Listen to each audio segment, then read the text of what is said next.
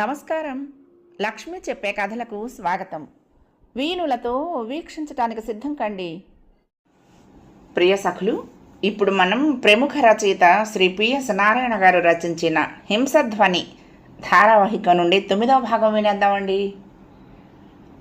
పట్టపగలు మధ్యాహ్నం 12 గంటలప్పుడు అప్పుడే స్టేషన్లో హైదరాబాద్ వెళ్ళే ఎక్స్ప్రెస్ ట్రైన్ ఆగింది. స్టేషన్ అంతా దిగేవాళ్లతోనూ ఎక్కేవాళ్లతోనూ సందడిగా ఉంది. ఆ ట్రైన్లో నుంచి చక్రధరం దిగాడు. అతడిని ఆనంద్ స్థానంలో ఇన్స్పెక్టర్గా వేశారు. వైర్లెస్ మీద ఆర్డర్సు. జాయినింగ్ టైం కూడా ఇవ్వకుండా వచ్చి వెంటనే ఆనంద్ను రిలీవ్ చేయాలని ఆర్డర్స్ వెళ్ళాయి. అతడిని తీసుకువెళ్లేందుకు సబ్ ఇన్స్పెక్టర్ జీప్ తీసుకొచ్చాడు. 4 కానిస్టేబుల్స్ని తీసుకొచ్చాడు. చక్రధరం లావుగా పొడుగ్గా ఉన్నాడు. కొద్దిగా ఎత్తుపళ్ళు, అవి కనపడకుండా ఉండేటందుకు అన్నట్టుగా గుబురు మీసాలు, కళ్ళు ఎర్రగా ఉంటాయి. ముఖం మీద 2 వైపులా ఘాట్లున్నాయి. అన్నిటికీ తెగించిన పొగరుపోతులా ఉన్నాడు అతడు. రైలు పెట్టి దిగి ఓసారి నలువైపులా చూశాడు. ఎవరూ వచ్చినట్లు కనపడకపోవడంతో కళ్ళు మరింత ఎర్రబడ్డాయి. కోపంగానూ విసురుగానూ పెట్టే బెడ్డింగు చేతిలోకి తీసుకున్నాడు. 2 అడుగులు వేశాడో లేదో ఎదురుగ్గా అటెన్షన్లో నిలబడ్డ కానిస్టేబుల్స్, సబ్ ఇన్స్పెక్టర్ కనిపించారు. కానిస్టేబుల్స్ 2 ముందుకొచ్చి ఆయన చేతిలోని 2ంటిని అందుకున్నారు. వెహికల్ ఉందా? ఎస్ సార్, సబ్ ఇన్స్పెక్టర్ అతి వినయంగా అన్నాడు. బయటకొచ్చి అందరూ జీపులో కూర్చున్నాక జీపు కదిలింది. ఆనంద్ ఉన్నాడా స్టేషన్లో? మనిషిలాగానే అతని కంఠం కూడా కరుగ్గా ఉంది. అంతా తయారు చేశారు సార్, ఛార్జ్ ఇవ్వటమే. ఇప్పుడు ఎక్కడికి వెళ్తున్నాం? పోలీస్ ఆఫీసర్స్ హాస్టల్కి సార్. దేనికి? సామాన్లు అక్కడ పెట్టి కాసేపు రెస్ట్ తీసుకుందరు కానీ వినయంగా అన్నాడు. నో, స్టేషన్కి వెళ్దాం అన్నాడు చక్రధర్. ఓకే సార్, అలాగే. కానిస్టేబుల్, జీపును స్టేషన్కి తీసుకువెళ్ళు. చక్రధరం మళ్ళీ నోరు తెరవలేదు, మరొక మాట మాట్లాడలేదు. చూపుల్ని సూదుల్లో పెట్టి ముందుకు చూస్తున్నాడు. జీపు కూరల మార్కెట్ దాటింది. పార్థసారథి గుడి దాటి నౌకాలమ్మ బావి దాటింది. కుడివైపుకి తిరిగితే పోలీస్ స్టేషన్. కానీ సడన్గా జీపు ఎడం వైపుకి తిరిగింది. చుట్టూ తిప్పి ఆటోమొబైల్ షాపులు దాటించి చిన్న చిన్న వర్క్షాపుల ముందు నుంచి చేపల మార్కెట్ పక్కన పాడుపడ్డ సత్రం దాటింది. దాదాపు ఊరు బయటకు వచ్చినట్లయింది. ఇంకెంత దూరం? గర్జిస్తున్నట్టుగా అడిగాడు చక్రధరం. సరిగ్గా ఆ మాట అంటున్నప్పుడే వెనకనున్న కానిస్టేబుల్ వేషంలో ఉన్న మనిషి ఫట్టుమని అతడి నెత్తిన ఒక దెబ్బ కొట్టాడు. పక్కనే కూర్చున్న సబ్ ఇన్స్పెక్టర్లో ఉన్న వ్యక్తి జేబులో రెడీగా పెట్టుకున్న రుమాలను బయటికి లాగి చక్రధరం ముక్కు దగ్గర పెట్టి నొక్కాడు. డ్రైవర్ జీపును పక్కన తుప్పల్లో నుంచి మట్టిదారిలోకి మలుపు తిప్పేశాడు. అక్కడ ఆనంద్ పంపిన కానిస్టేబుల్స్ స్టేషన్కి వెళ్ళిన వాళ్ళు వెళ్ళినట్లే ఖాళీ జీపుతో స్టేషన్కు తిరిగొచ్చారు. ఇన్స్పెక్టర్ ఆనంద్ ఎదురుగ్గా నిలబడి శాల్యూట్ చేసి, ఆయన ఈ రైలుకు వచ్చినట్లు లేరు సార్ అన్నారు. నాన్ సెన్స్, మీరెక్కడ చూశారు? చటుక్కున లేచి నిలబడ్డాడు ఆనంద్. మేము బయట జీపు పెట్టుకొని నిల్చున్నాము. ఆయన ఎవరో ఇంతకుముందు చూడలేదు కదా, జీపు దగ్గరికి వస్తారులే అని ఎదురు చూస్తూ నిల్చున్నావు సార్. వైర్లెస్లో మాట్లాడసాగాడు ఆనంద్. అతడు అనుకున్నట్లుగా చక్రధరం అదే రైలుకు బయలుదేరినట్లు రూఢి అయింది. చక్రధరం మధ్యలో ఏ స్టేషన్లోనూ దిగలేదు. సూపరింటెండెంట్ ఆఫ్ పోలీస్తో మాట్లాడాడు. వైర్లెస్లోనే సెర్చ్ పార్టీలకు సూచనలు కూడా ఇవ్వటం జరిగిపోయింది. నెత్తి మీద చేతులు పెట్టుకుని చాలాసేపు ఆలోచిస్తూ కూర్చుండిపోయాడు ఆనంద్.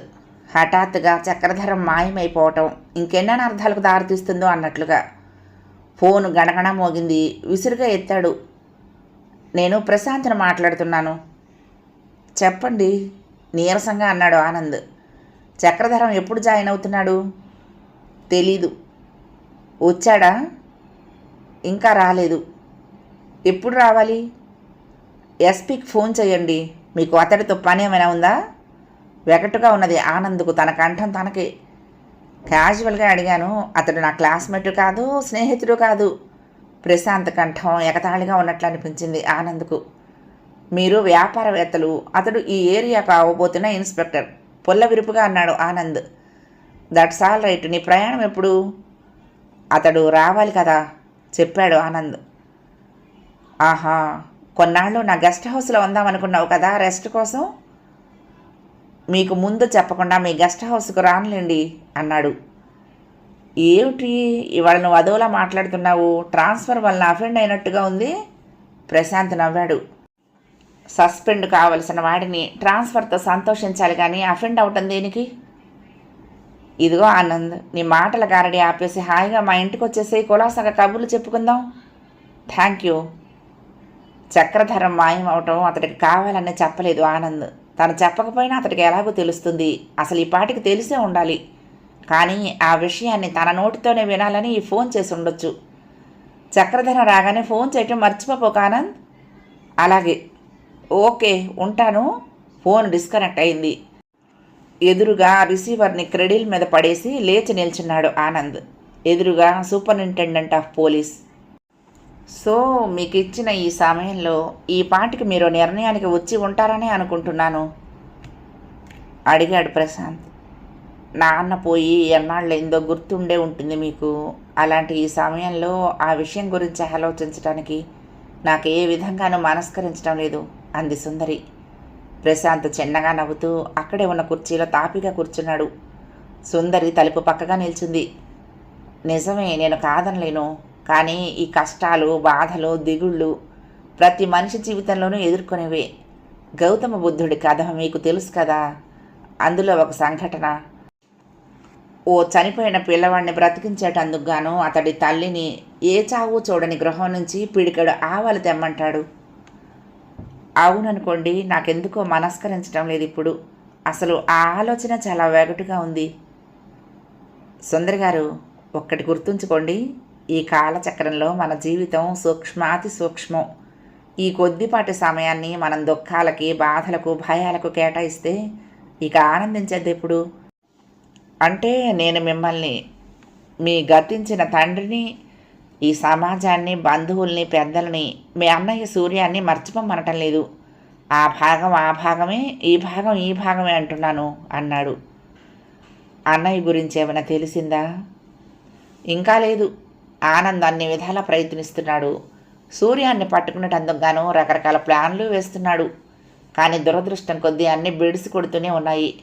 అవును, అతడు ట్రాన్స్ఫర్ అయ్యాడు, మీకు తెలుసా? ట్రాన్స్ఫరా? ఎక్కడికి?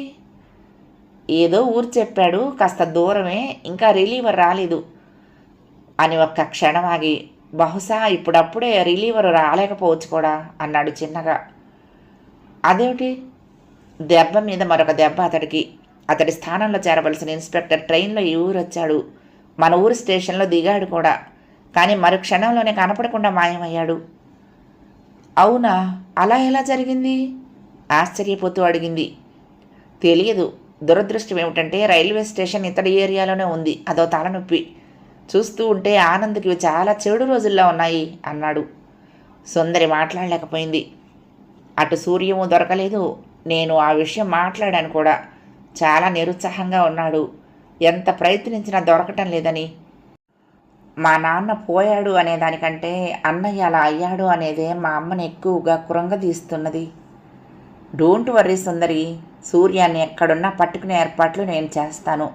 అతడిని బాగు చేసే బాధ్యత నా అంతటా నేనుగా నా భుజాల మీద పెట్టుకున్నాను. ఆ విషయంలో వెనక్కి పోయేదే లేదు. మాకు అదృష్టం కలిసి రావాలి కదండి. చూద్దాం, ఏ రోజున ఏం జరుగుతుందో ఎవరేం చెప్పగలరు? సుందరి చాలా నిర్లిప్తంగా అంది. అదే నేను చెప్తున్నది. సరిగ్గా వచ్చే వారం ఇదే రోజున ఉదయం 10 గంటలకు మంచి ముహూర్తం ఉందన్నారు మా పురోహితుడు. నా కోరిక ఒక్కటే, ముందు మిమ్మల్ని ఈ వాతావరణం నుంచి మార్చేయాలి. అప్పుడే మీరు మానసికంగా శాంతిని పొందగలుగుతారు అన్నాడు. సుందరి తదేకంగా ప్రశాంత్ మొహంలోకి చూసింది. ఏమంటున్నారు? ప్రశాంత్ నవ్వాడు చిన్నగా. అనేందుకే ఉంది, ముందు అనుకున్నదే కదా. మనం భార్యాభర్తలమై జీవితంలోని ఆనందాన్నంతా అనుభవించాలని. అది నా గుండె లోతుల్లో నుంచి పుట్టుకొచ్చిన ఆకాంక్ష, కోరిక. అందుకు నేను సర్వసిద్ధంగా ఉన్నానని చెప్తున్నాను. ఇక మీరు అవును అంటే అవును, కాదు అంటే కాదు. ఇద్దరికీ సంపూర్ణంగా అంగీకారం కాకుండా వివాహం చేసుకోవటం అనేది మన భవిష్యత్తును మనం నాశనం చేసుకోవటమే అన్నాడు. సుందరికి ఏం మాట్లాడాలో అర్థం కావటం లేదు. నేను మిమ్మల్ని బలవంత పెట్టను. ఏ అమ్మాయిని బలవంతంగా భార్యగా చేసుకోవటం నాకు ఇష్టం లేదు. అందులో నాకు ఆనందం లేదు. మీరు తీసుకోబోయే నిర్ణయంలో మీకు పూర్తి స్వేచ్ఛ ఉంది. ఒక్కటి మాత్రం గుర్తుంచుకోండి, మీరు ఈ క్షణాన మన వివాహానికి అవునన్నా కాదన్నా మన పరిచయం చెడిపోకూడదు. మీకు ముందు ముందు ఎలాంటి సహాయం కావాలన్నా నేను చేస్తాను. థ్యాంక్ యూ అంది సుందరి. ఇక వెళ్తాను. ఎల్లుండి ఉదయం ఇదే టైంకి మళ్ళీ వస్తాను. అప్పుడైనా మీరు ఊ అంటారనే ఆశతో. అలా అంటే మన వివాహం అతి నిరాడంబరంగా జరిగిపోతుంది. సుందరి అతడిని గుడ్లు అప్పగించి చూస్తున్నది. ఏం మాట్లాడాలో ఆమెకు అవగతమే కావటం లేదు. సెలవు. అతడు టకటకా బూట్లు చప్పుడు చేసుకుంటూ వెళ్ళిపోయాడు. తలుపు దాటి రోడ్డు మీదకు వెళ్ళి తన తెల్ల అంబాసిడర్ కారులో ఎక్కి కూర్చున్నాడు. సుందరి కళ్ళ ముందు నుండి ఆ కారు వెళ్ళిపోయింది. రమ్మన్నారుట. సుందరి తలుపు తీయగానే ఎదురుగ్గా నిల్చున్న ఆనంద్ అన్న మాటలవి. సుందరి తడబడింది. అవునండి, రండి. ఇన్స్పెక్టర్ ఆనంద్ లోపలికొచ్చాడు. సూర్యం దొరకలేదా అడిగింది. ఇంతవరకు లేదు. కొత్తగా మీ స్థానంలో వచ్చిన ఇన్స్పెక్టర్ కూడా మాయమయ్యారట. ఈసారి తడబడటం ఆనంద్ వంతైంది. ప్రశాంత్ చెప్పాడా? నొసలు చిట్లించి ఆమెనే చూస్తూ అన్నాడు. ప్రశాంత్ గేమ్ ఆడుతున్నట్లు చాలా స్పష్టంగా తెలిసిపోతున్నది. అతి రహస్యమైన విషయాలు కూడా అతడికి తెలిసిపోతున్నాయి. ఆ పైన అతడు వాటిని ఎన్నుకున్న కొందరు వ్యక్తుల ద్వారా ప్రచారం చేయటం జరుగుతోంది. అవునా? ప్రశాంత్ ఇంకేం చెప్పాడు? మా వివాహం అతి త్వరలో జరిగిపోవాలని అంటున్నాడు. చిన్నగా చాలా స్పష్టంగా చెప్పింది, ఎలాంటి ఆవేశానికి లోను కాకుండా. ఆవేశపడ్డాడు ఆనంద్, కానీ నిగ్రహించుకున్నాడు. ఎందుకని అంత తొందర? మా బాధల్ని కష్టాల్ని చూడలేకపోతున్నానన్నారు. మరి మీరేమన్నారు? ఏమీ అనలేదు కాబట్టి మిమ్మల్ని పిలిపించవలసిన అవసరం ఏర్పడింది. సలహా కోసమా, సహాయం కోసమా? తన మాటల్ని గుండెల్లో ఎక్కడో ఓ మూల కన్నీపడి కనపడకుండా ఉన్న బలహీనత కత్తిరిస్తున్నదా అనిపిస్తున్నది తనకి. ఆనంద్కి ఆ క్షణంలో గిల్టీగా ఫీల్ అయ్యాడు. రెండూను అంది సుందరి. ఏ విధంగా? నేను అంగీకరించాలా వద్దా అనే దాని మీద సలహా ఇవ్వాలి. అవును అంటే ఎన్నో పనులు చేయవలసి ఉంటుంది. కాదు అంటే ఆయన మరొకసారి ఇక్కడికి రానవసరం లేకుండా ఆ విషయం ఆయనకు చేరవేయాలి. చిన్నగా నవ్వి అంది.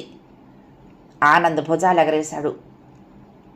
చెప్పండి అంది సుందరి. చెప్పేందుకేముంది, ఇది చాలా సింపుల్. వివాహం అనేది పూర్తిగా స్వవిషయం.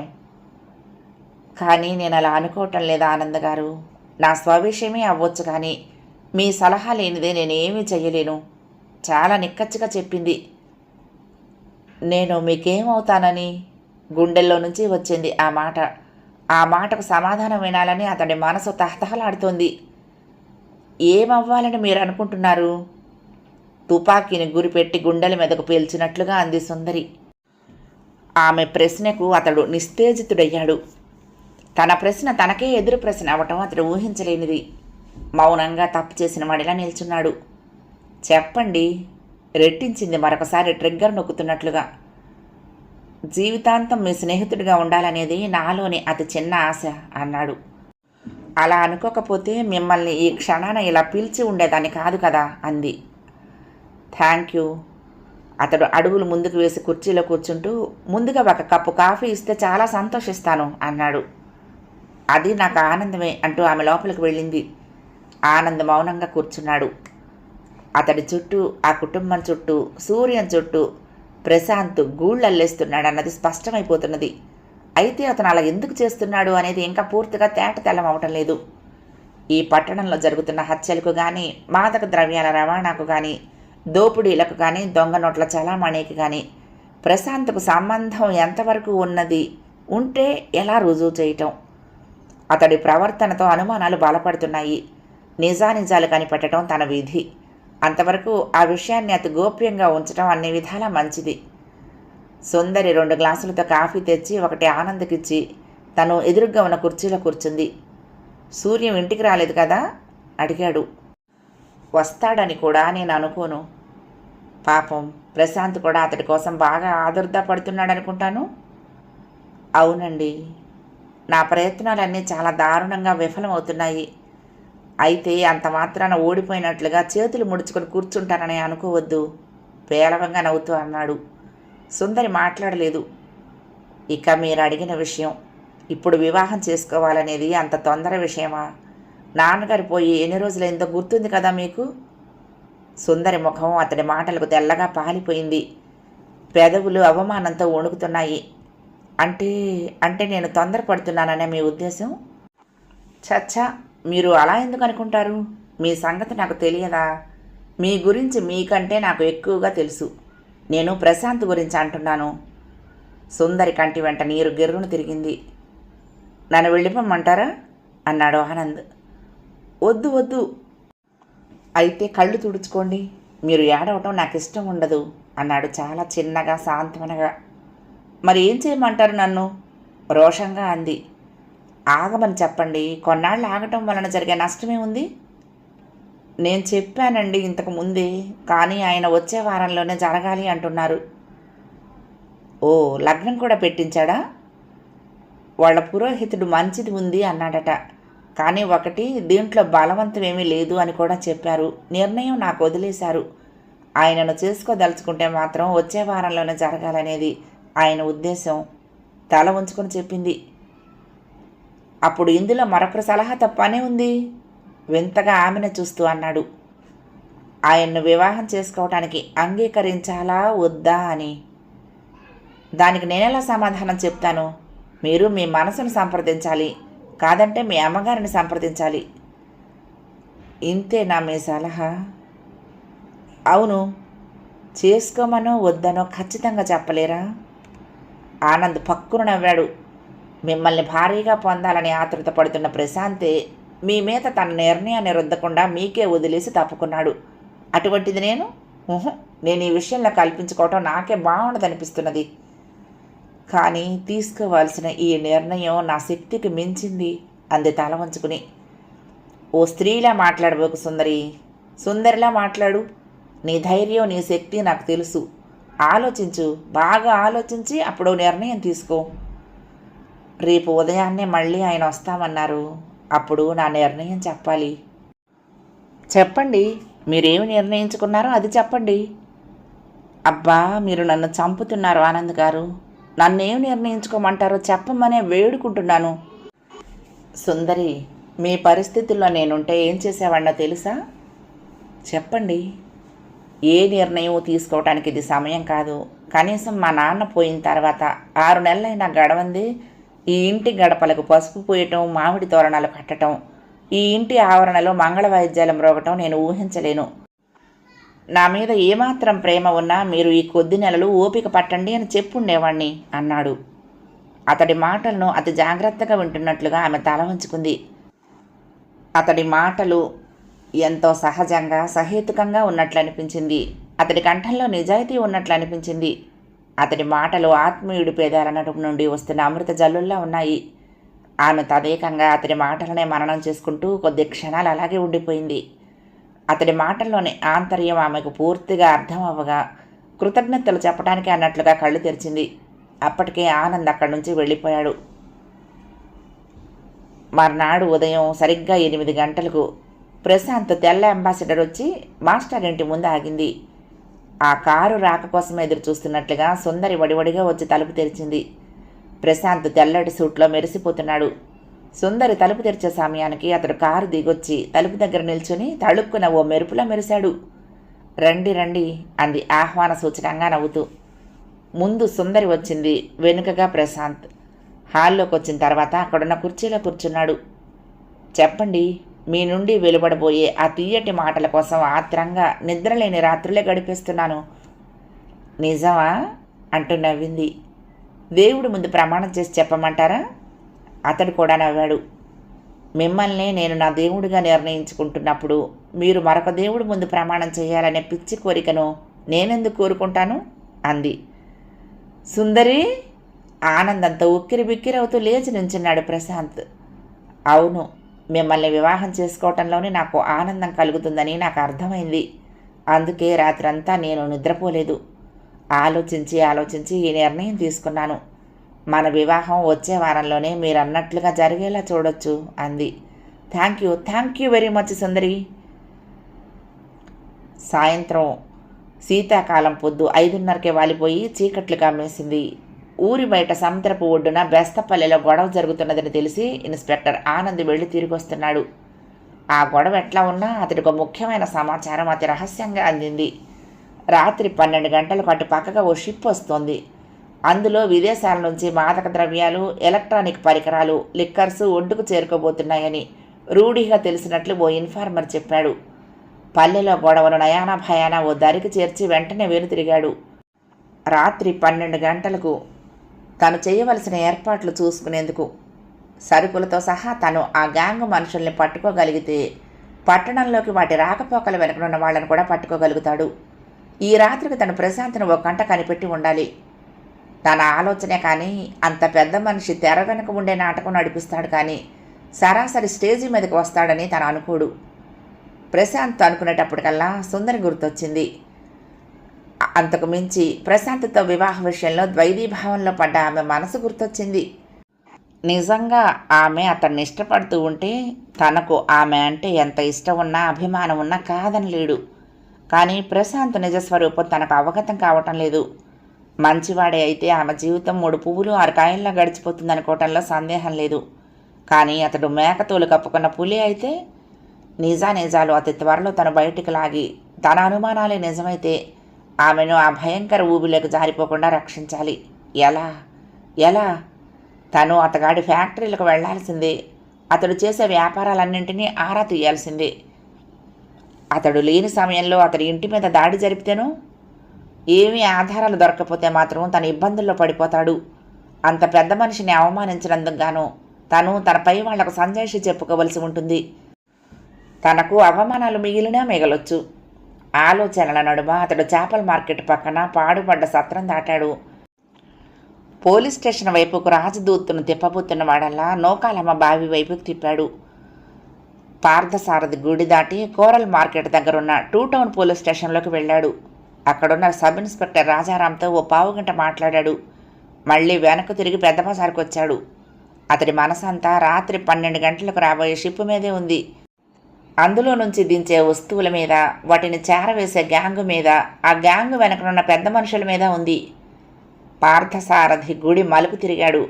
గుళ్ళో నుంచి జనం ఆడామగ పిల్ల జల్ల ఒక్కరేమిటి గుంపులుగా వస్తున్నారు. అప్పుడే లోపల ఏవో ప్రత్యేక పూజలు పూర్తయినట్లున్నాయి. గుడి ముందంతా కొబ్బరికాయల దుకాణాలు, పండ్ల దుకాణాలు, 1-2 పూల దుకాణాలు, మధ్యలో రిక్షాలు. చిన్నగా జనం మధ్య నుంచి త్రోవ చేసుకుంటూ గుడి దాటాడు. నూకాలమ్మ బావి దాటుతూ ఉండగా పక్క సందులో నుంచి అతి వేగంగా వస్తున్న ఒక ఇటుకల లారీ దుడ్డుకర్ర తీసుకుని మాడు మీద కొట్టినట్లుగా ఆనంద్ నడుపుతున్న రాజదూత్తును ఒక గుద్ది ముందు చక్రాల కింద పడేసి తొక్కేసింది. మర్నాడు సాయంత్రం 3 గంటలప్పుడు ప్రశాంత్ డ్రైవర్తో కారును సుందరి ఇంటికి పంపించాడు చీటీ ఇచ్చి. సుందరి, రాత్రి ఆనంద్కు నూకాలమ్మ బావి దగ్గర యాక్సిడెంట్ జరిగింది, ఆసుపత్రిలో ఉన్నాడు, చూడాలనుకుంటే కారులో వెళ్ళిరా నీ ప్రశాంత్.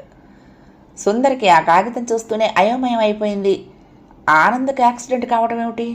ఎలా సంభవించింది అంత ఘోరం? క్షణం ఆలస్యం చేయలేదు. దబదబా బట్టలు మార్చుకుని వచ్చి కారులో కూర్చుంది. ఆమె మనసులో లేదు. ఏదో భయం, దిగులు. గుండెలు దడదడలాడుతూ ఉండగా ఆసుపత్రి ముందు దిగి డ్రైవర్ వెంటరాగా పరిగెడుతున్నట్లుగా ఆసుపత్రి వరండాలో నడిచింది. మేడ మీదకు వెళ్ళి ఓ రూమ్ ముందు డ్రైవర్ నిల్చుని ఇదే అన్నట్లు సైగ చేయగా గుండె లొగ్గబెట్టుకుని లోపల కాలు పెట్టింది. ఆనంద్ చిరునవ్వుతో సుందరిని చూశాడు. అప్పటికి కానీ ఆమె ఆత్రుత తగ్గలేదు. పర్వాలేదు, కొద్ది దెబ్బలే తగిలినట్లున్నాయి అనుకుంటూ అతని మంచం దగ్గరికి నడిచింది. ఏమైందండి? ఆమెలోని వేదనంతా ఒక్క మాటలోనే వెలువడింది. కనపడుతున్నది కదా. అదే ఎలా జరిగింది? ఏదో ఆలోచిస్తూ బండి నడుపుతున్నాను, లారీ మీదెక్కింది. నేను పచ్చడవ్వాల్సింది, నన్ను దూరంగా విసిరేసి నా వాహనాన్ని పచ్చడి చేసింది అన్నాడు ఆనంద్ తేలిగ్గా తీసుకుంటున్నట్లుగా. కాదు, ఇది తన శత్రువుల పని. తనను చంపడానికి ఆ ఇటుకల లారీని తన మీద ప్రయోగించారు అని చెప్తే ఆమె భయంతో కృంగిపోతుందని అతడికి తెలుసు. అందుకే తను తర్వాత తెలుసుకున్న నిజాలను దాచి పై కబుర్లేవో చెప్పి ఆమెను పంపేయాలని అతడు నిశ్చయించుకున్నాడు. సరే కానీ నాకు యాక్సిడెంట్ అయిందని ఎవరు చెప్పారు అడిగాడు. ప్రశాంత్ గారు కారు పంపించారు, వెళ్ళి చూసి రమ్మని. ఉలిక్కి పడ్డట్లుగా చూశాడు ఆనంద్ ఆమెను. అతడికి ఎలా తెలిసింది? ఆనంద్కు ఆవేశం వచ్చింది. వెంటనే వెళ్ళి ప్రశాంత్ను నిలదీయాలని, తనకు సంబంధించిన ప్రతి విషయం అతడికి క్షణాల మీద ఎలా తెలిసిపోతున్నదో తెలుసుకోవాలని. కళ్ళు ఎర్రబడి ముఖమంతా కందగడ్డలా అయింది. అదేమిటండి అలా అయిపోయారు? ఆయన పేరు చెప్పగానే ఆమె ముందు తనను నిగ్రహించుకోవటానికి ప్రయత్నించాడు. బయటపడదలుచుకోలేదు. కోపాన్ని దిగమింగుకుంటూ, ఎందుకో మీరు ప్రశాంత్ పేరు చెప్పగానే ఓ వెచ్చటి గాలి మీదుగా వీచింది. ఉక్కిరిబిక్కిరయ్యాను అన్నాడు నవ్వి. వారి పేరు చెప్తే వెచ్చటి గాలి కాదు వీచేది, చల్లటి గాలి. కవులు చెప్తూ ఉంటారే తుషార వీచకులు అని, అలాంటివి. వారి పేరే ప్రశాంత్ అంది. వాహ్వా, భలే చెప్పారు. కానీ నా మటుకు నాకు నేతి బీరకాయలో నెయ్యి లాంటిది ప్రశాంత్లో శాంతి, అదే చల్లదనం అంటూ పక్కన నవ్వాడు. సారీ, మీరు అవమానిస్తున్నారు నన్ను అంది గంభీరంగా. అదేమిటి? అదాటుగా అడిగాడు వింతగా చూస్తూ. నా కాబోయే భర్తను అవమానిస్తే నన్ను అవమానించినట్లు కాదా? ఆయన శాంతికే మరో పేరు అంది తల వంచుకుని. ఆమె చాలా స్పష్టంగా, ఎక్కడా లేసివంతైనా అనుమానం లేకుండా చెప్పింది. సుందరి, ఏమంటున్నారు? నిజమండి, మా వివాహం ఎల్లుండి ఉదయం. సుందరి, ఏమంటున్నావు నువ్వు? తెలిసే మాట్లాడుతున్నావా? ఆవేశాన్ని ఆపుకోలేకపోయాడు. సుందరి అటు ఇటు చూసింది. రూమ్లో ఓ పక్కగా ఉన్న కుర్చీని మంచం దగ్గరకు లాక్కుని కూర్చుంటూ, ఇప్పుడు చెప్పండి, దెబ్బలేమి తగలలేదు కదా అంది. ఆ దెబ్బల కంటే ఇప్పుడు నువ్వు నా గుండె మీద కొట్టిన దెబ్బ భరించలేని బాధను కలిగిస్తోంది. మీ మనసులో మీరు నన్ను వివాహం చేసుకోవాలని కోరుకుంటున్నారు కదూ? ముఖం పక్కకు తిప్పుకొని నవ్వును ఆపుకుంది సుందరి. ఆమె నోటి నుండి వెలువడిన ఆ మాటలు వింటూనే ఆనంద ముఖం తెల్లగా పాలిపోయింది. తడబడ్డాడు. కంటి వెంట నీరు గిర్రును తిరిగింది. నేను ఆ ఉద్దేశంతో అనలేదండి. మరి అటువంటప్పుడు నేను ఎవరిని చేసుకుంటే మాత్రం మీకు బాధ దేనికి? అతడి సమాధానం ఇంకో విధంగా ఉన్నట్లయితే ఒక్క క్షణం ఆమె ఆనందంతో పులకరించేదే. కానీ కించిత్ బాధపడింది. తనను తాను క్షణాల్లో నిగ్రహించుకుంది.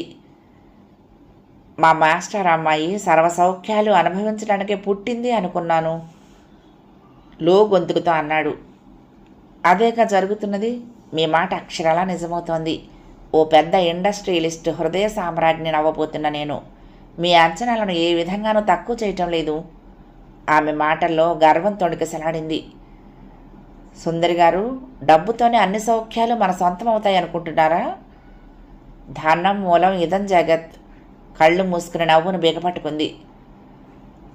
అయితే ఆ డబ్బు ప్రలోభంతోనే మిమ్మల్ని మీరు నాశనం చేసుకోవాలనుకుంటూ ఉంటే నేను చేయగలిగింది ఏమీ లేదు నిరాశగా అన్నాడు. నాన్సెన్స్, అలాంటిదేమీ లేదు. నాకు వ్యక్తిత్వం ఉంది, మనసు ఉంది. నాకు కోరికలు, ఆలోచనలు ఉన్నాయి. వాటిలో వేటిని నేను డబ్బు కోసం తాకట్టు పెట్టడం లేదు దృఢంగా అంది. ఓ నిట్టూర్పు విడిచాడు. సుందరి గారు, పోనీ 1 నెల రోజులు, అంతగా కాదంటే ఒక 15 రోజులు మీ వివాహాన్ని పోస్ట్ పోన్ చేయలేరా? బతిమాలుతున్నట్లు అడిగాడు. ఎందుకు చెయ్యాలి? నేను అడుగుతున్నాను కాబట్టి. అదే, దాని వెనక కారణం ఏమిటి? రెట్టిస్తున్నట్లుగా అడిగింది. నిన్న యాక్సిడెంట్ అయింది. రేపు నేను హత్య చేయబడవచ్చు. డోంట్ వర్రీ ఆనంద్ గారు, ప్రశాంత్ గారికి చాలా ఇన్ఫ్లుయెన్స్ ఉంది. అలాంటిదేమీ జరగకుండా నేను చూస్తాను. నో, నాకెవరి సహాయం అక్కర్లేదు తల అడ్డంగా ఊపుతూ అన్నాడు. మరి ఏమిటండి మీ అభ్యంతరం? ప్లీజ్ సుందరి, 1 వారం రోజులు ఆగు. ఆ తర్వాత ఎప్పుడైనా సరే అతన్ని వివాహం చేసుకో. నేను వచ్చి అక్షంతలు వేసి ఆశీర్వదిస్తాను. 1 వారం ప్లీజ్. అదా మీ ఇబ్బంది?